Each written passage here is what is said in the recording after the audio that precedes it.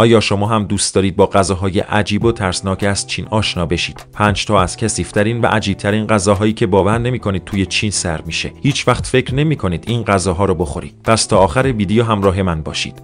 غذای اولین غذای عجیب خوردن مرچه‌های زنده است. بله، درست شنیدید. در برخی از مناطق چین مردم به خوردن مرچه‌های زنده علاقه دارند. این مرچه‌ها طعمی ترش دارند و برای کسانی که علاقه‌مند به طعم‌های خاص هستند، یک تجربه کاملاً متفاوت محسوب می‌شوند. غذای دومین غذای کثیف سوسک سرخ شده است. سوسک‌ها در برخی مناطق چین به عنوان یک خوراکی خاص سرو می‌شوند. این سوسک‌ها سرخ می‌شوند و با طعم‌های مختلف برای خوردن آماده می‌شوند. بسیاری از گردشگران این غذا را غیر قابل تحمل می‌دانند.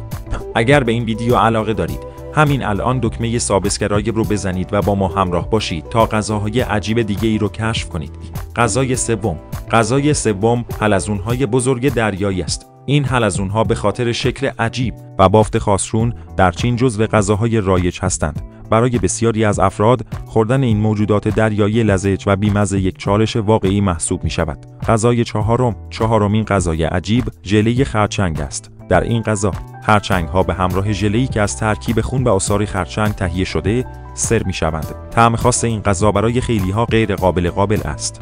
غذای پنجم، آخرین غذا، حشرات سرخ شده است. این حشرات در بسیاری از غذاهای چینی به کار می‌روند، به صورت سرخ شده و ترد سرو می‌شوند. انواع مختلف حشرات از جمله جیرجیرک و ملخ به عنوان میان‌وعده یا حتی غذا در چین مصرف می‌شوند. خب، حالا نوبت شماست.